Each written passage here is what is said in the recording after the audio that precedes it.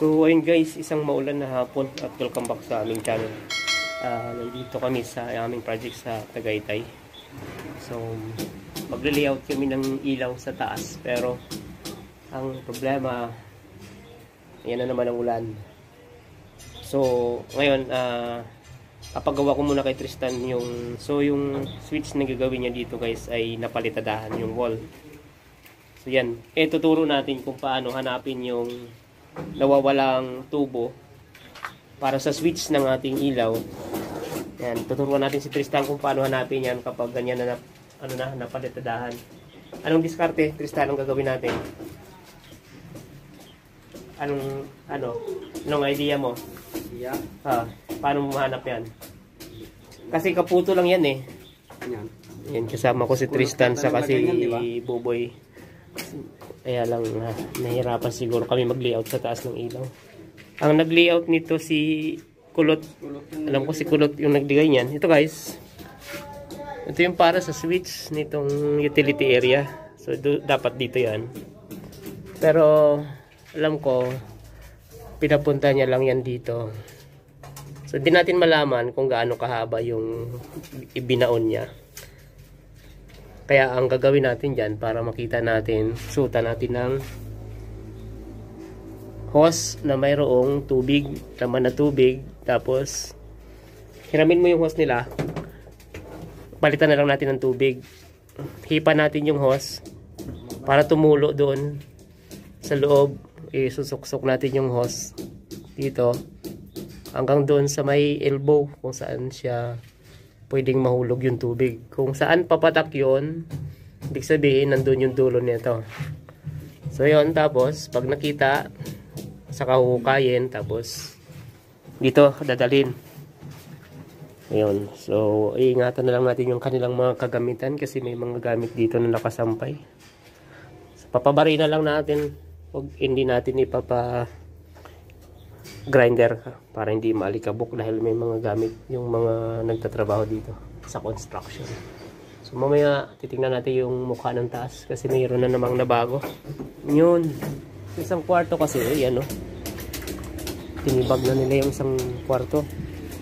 Nagkaroon ng bintana guys sa gilid-gilid nung isang bedroom dyan. So yung isang outlet na abot dito, maabot din ata pero konting-konti lang. Kaya siguro pa-adjust ko na lang yan. Uy, ayan, nawala na yung malakas na patak na ulan kanina. Konting-konting na lang, patak. So yun guys, nagpakuha tayo ng hose kay Tristan. So papalitan na lang namin ng laman ito mamaya. Gamitin muna namin dito pang trace. So papasok natin dito hanggang sa may elbow. Tapos hipan ni Tristan yan. Hipan mo Tristan. Op. Dito ka, tungtung ka. Tungtung ka kasi mababa. Sige, hipan mo. Hipan. Oh, hinipan. Diba? Tingnan na natin kung umakyat. Sige, hipan mo. Wala kasing yan dyan hangin. Kaya, taas ko na lang. Sige, taas mo na lang. Taas mo ng tudo para sige. Oh, baka tumulo dyan Okay, taas mo ng tulo para matapon yung tubig dun sa loob. Op, tama na. Yan na, natapon na. Okay na, baba mo na. Okay. Baka makabasa tayo ng kanilang gamit. Mamaya, magmamarka yan dyan kung halimbawang natapon yung tubig dyan sa loob. Para malaman natin kung saan yung Pwede rin naman natin tusukin ng alambre yan. Pero kung patakasin ng tubig yan, malalaman mo kaagad kung saan yung hukayin mo. Sana may pumatak doon sa loob. Mga antay ka lang ng mga ilang minuto. Sige. Marami pang natira? Isuli mo na yan. Hipan natin to kung may tubig.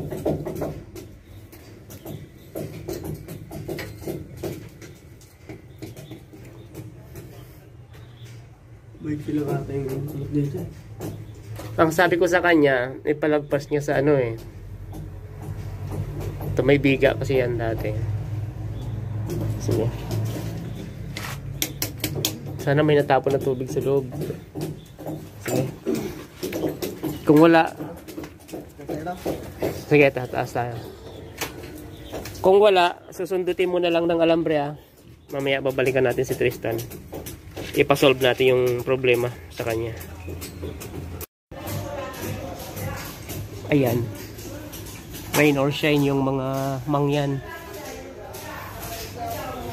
Pabugso-bugso yung ulan. Kaya kailangan nating saglit-saglitin. Ayan o.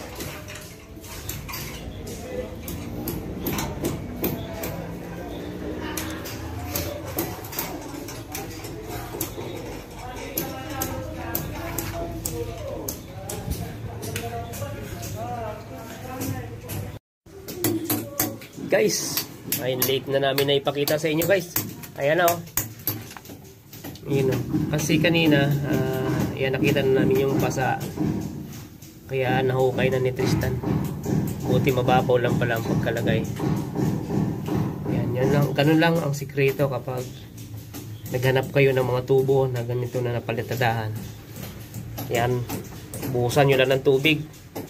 Malalaman nyo kung saan papatak yan. O kaya saan magbabasa. Doon nyo makikita yan. Yan o. Kasi kanina yan. Yan. Basa na to. Kaya dito ko pinahukay sa taas. Ayun.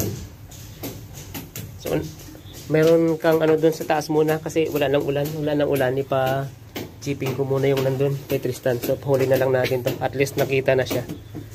Okay. So, ganun lang ang secret guys. Tapos update natin yung nilalayout namin na electrical doon o lightings ni Jorel, ni Bobo. Yan. Tumigil na naman yung ulan guys. Kaya medyo maganda-ganda naman ang pag-layout namin. Ayan. Yan ang ating kalagayan ngayon. So yan doon na si Boboy sa isang ilaw na sa harap ng sa entrance. Pagpasok dito. So yun, ibang ilaw ulit dito. Meron gitna. Tapos dito, square box. Tapos doon yung ating daanan papunta sa switch. Lagari, kailangan mo?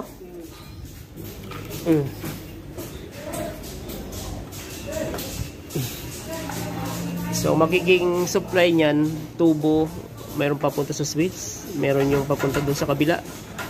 I-elbow lang yun sa taas ng box manggagaling. Tapos yung isa papunta sa CR. Tapos yung isa pwedeng papunta na sa home run. Yun na yung pinakamalapit na ano natin, daanan. So yun guys, 4:50 na ng hapon. So uwi na kami kasi ayan na kaming tantana ng ulan. Ayan lang ang kaganapan sa ating site ngayon guys. So isang kwarto lang ulit ang ating layout. Ayan. Tapos yung iba, yung sa baba nga yung outlet. So yun. Maraming salamat po sa patuloy na pong suporta sa aming channel. At sa mga hindi pa po nakapag-subscribe, yan, pakisubscribe na lang po. Maraming salamat po sa suporta guys. God bless.